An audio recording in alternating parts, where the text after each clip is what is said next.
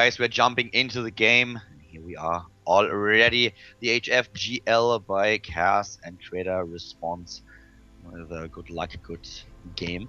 Bottom right of the map of Ohana, we have in blue our team Empire player. It is the Ukrainian Terran. In blue, it is Cas. Down a game against his strong Protoss opponent, starting to the top left. In red, we have CreatorPrime. It's prime time once again. And let's see what he can do here in game number 2. Yeah, let's see indeed. He went for a Nexus first, Creator did in game number 1. Would not be surprised to see it again. Ohana is a map where it's a little bit easier to put pressure on against the Nexus first, I feel, but we'll see what happens. And will we see Cas alter and go for a gas off one base? Not common for him, really. Yeah, but you could try to execute this build a little bit more aggressive and maybe change strategies against Creator. This is always the thing. You know your first match, especially in the GSL group style that we have here at the IronSquid tournament. You kind of look at this and you're like, okay, I know I'm facing a Protoss, I know about the maps already, I can prepare, but what do I do if game 1 does not go as expected? Do I change my build a little bit? Do I try to alter it to just kind of react to what my opponent does, or do I stick with the original strategy? That's actually one of the discussions that I had with so many players, so many foreigners that came to Korea, and it's basically just a gut feeling. Yeah. You have to go into these games, and then sometimes you'll feel, okay, I prepared a strategy for map number 2, but I don't think I can execute it regarding how my opponent played on map number 1, so let's just try something completely different. Yeah, that's very true. You know, in situations like that, you got to do what you feel comfortable with, because if you try to do something that you're no longer comfortable with, it doesn't matter if it may be the better strategy that you plan. It's always important to do the strategy you feel the most comfortable with, because if you do a strategy that you're like, well, this may be better on this map, but I don't feel comfortable doing it, you might mess it up, you might get nervous, you might screw everything up, and really find yourself in a tough situation from there. The best example that we have for this is, we bring it up every now and then, it's Nestea on a map like Cloud Kingdom. He told us in person that usually on Cloud Kingdom, when he plays a match, he wants to go for Infestors, and in practice 9 out of 10 times he uses an Infestor build.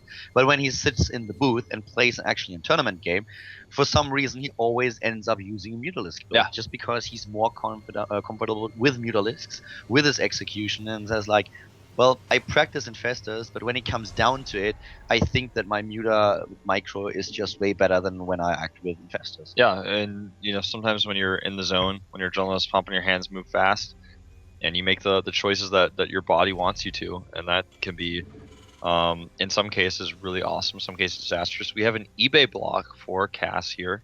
And the Zealot is already out, so the Zealot can't even help here. The eBay will be very, very annoying. Here comes the Probe trying to get this expansion, but guess what? That's not going to That's happen the anytime worst soon. nightmare you could ever have as a Protoss, is when you see that engineering bay at your base.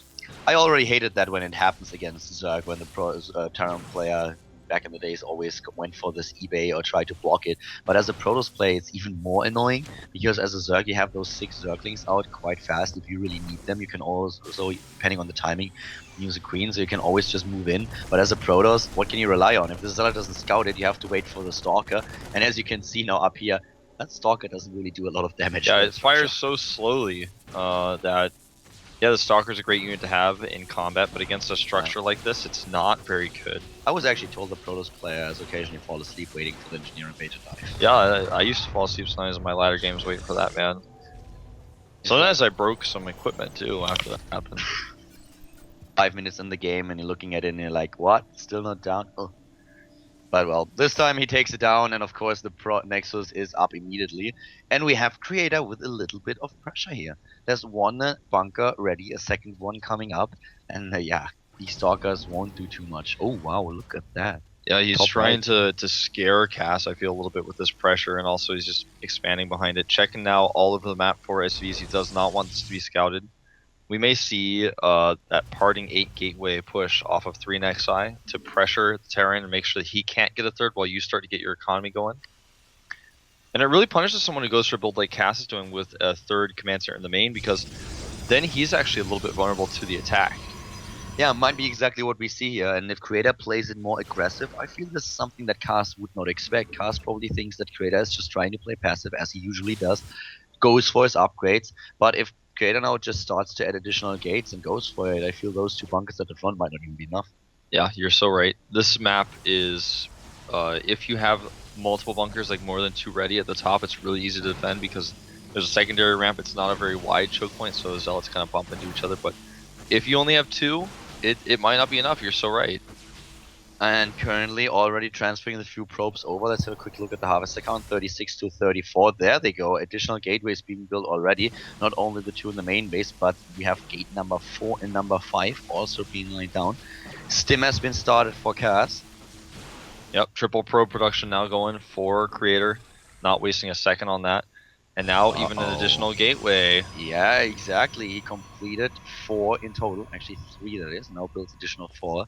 He's on 7 gates already.